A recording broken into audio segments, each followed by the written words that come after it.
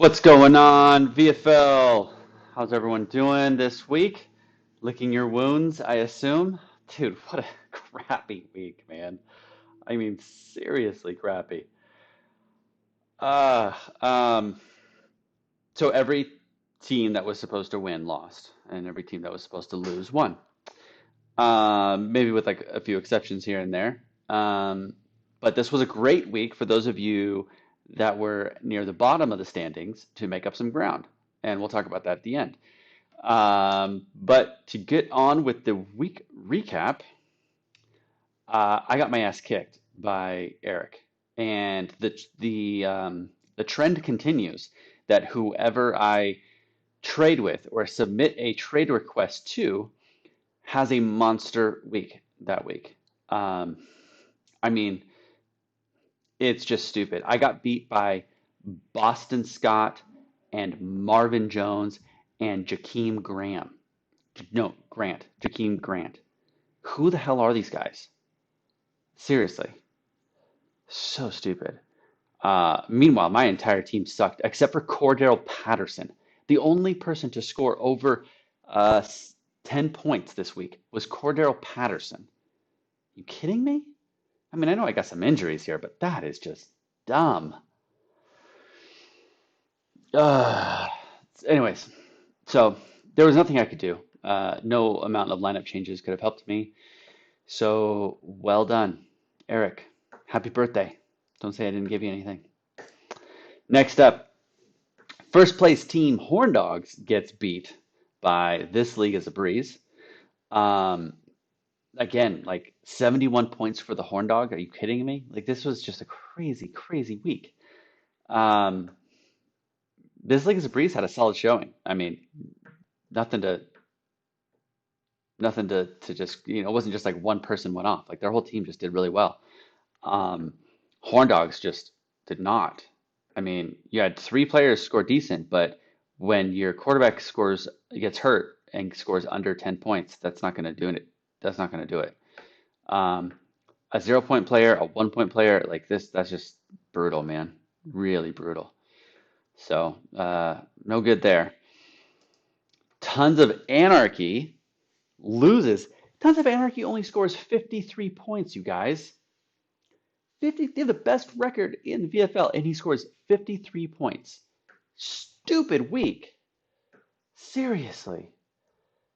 Only one of his players, including his quarterback and his defense, only one of his players scored over 7 points. No, scored over 8. Stupid. Gosh. Mad Dogs. Mad Dogs just has like the sickest roster and just, yeah. At least you got a winning record now, man. 6-4, win, 93 points. I mean, that's a 40-point victory. Ugh. You scored 93 points and you beat him by 40. Gross. Next up, better than the Jets going up against Chet Casher. Now, here's the thing. Better than the Jets could have won this. If they had made some better lineup decisions, they could have won this. Um, I mean, 33 points from Ben Roethlisberger, 12 points from Terry McLaurin, both on the bench. Could have won this. But you can say the same about Chet Casher. Remember, I said he left Naheem Hines on the bench, and it might have come back to bite him, and it could have, but it didn't. But he also had a lot of points on his bench. I mean, 13 from the Browns defense, 19 from Malcolm Brown, 25 from Naeem Hines. But looking at his roster, maybe Philip Lindsay, you wouldn't have played, but like you would have played all the same guys: Kamara, Thielen, Keenan. So, I mean, yeah, I don't know. Crazy week, dude. Just freaking crazy week. So, good job, Chris. Move up to 6-4, second in the division. Don't Panic beats Habanos. I was hoping for this, and this was actually a good game. Like this was a game where like both teams scored like respectable points, right? 124 to 94. Good job. Big win by Don't Panic. Way to beat up on the old man. Um, Solid performance from most of his players, but I mean Saints defense really 25 points from them. That's huge. So yeah, good job. Definitely left some points on the bench playing Goff over Brady. But Brady bit you in the ass last week, so I can't blame you for doing that. And then the last game, The Walking Dead beat up on the Ghost of Steve Largent, 98-88. Um,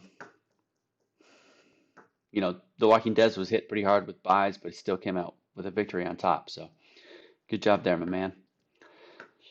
Crazy week. So looking at the standings now, like I said, this was a great week for all the guys who are near the bottom to move themselves up. Um, no team is totally out of the playoffs. The one team that is going to have a difficult time getting there is Habanos. So Habanos is one game out of third place, but their divisional record is not all that great.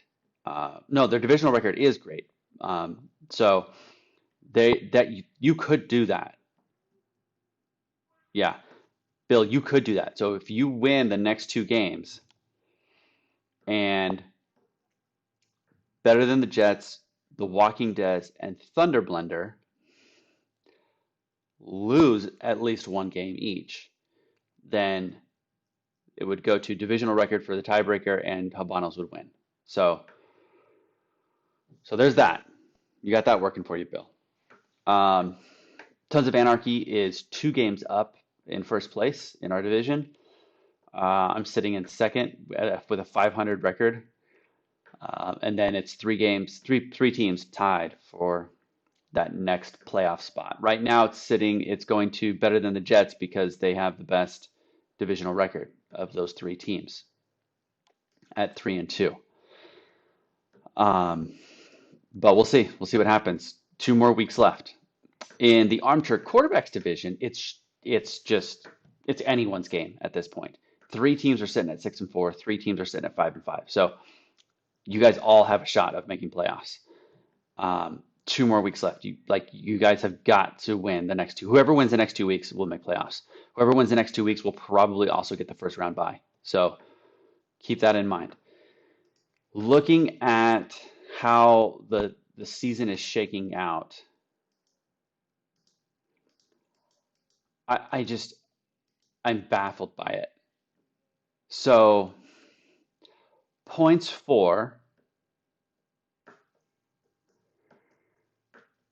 I'm sitting at like fourth in the points for total, but I have the most points against by like a long shot, by like 64 points. Most teams are sitting at that like 1060 to 1100 range. I'm at 1260. Oh, look, lo and behold, Tons of Anarchy, who have the best record in the league, have the lowest points against in the league by far, 972. So, oh, Mark's got this great team. No, Mark's just getting freaking lucky this year. That's really what it comes down to. I mean, 972, are you kidding me? God, I wish that was the case for me.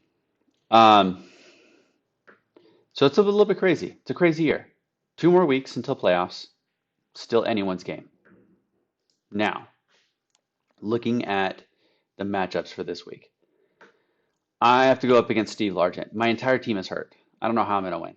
I mean, it's just stupid. McCaffrey's out. Eckler's still out. Mostert is still out. Galladay is still out. I don't know how I'm going to win, but I'm going to give my best. Um, then we've got This League is a Breeze going up against Thunder Blender. This League is a Breeze should win. We'll see. We'll see. Thunder Blender is going to get to play their new stud running back, Elliott. So we'll see how that goes. Mad Dogs is going up against the Horn Dog. Both teams are sitting at 6-4. That's a big game. Chet Casher going up against Sons of Anarchy. I really need you to win this game, Chris. I really, really need you to win this game. So we'll see how it happens there. Don't Panic going up against Better Than the Jets. Better Than the Jets needs a win bad, but so does Don't Panic. I mean, this is crazy. And then the Walking Dead going up against Habanos. Little chance for the Walking Dead to improve their divisional record there. So we'll see how that goes. It's gonna be a crazy week, guys. All right, it's anyone's game, really.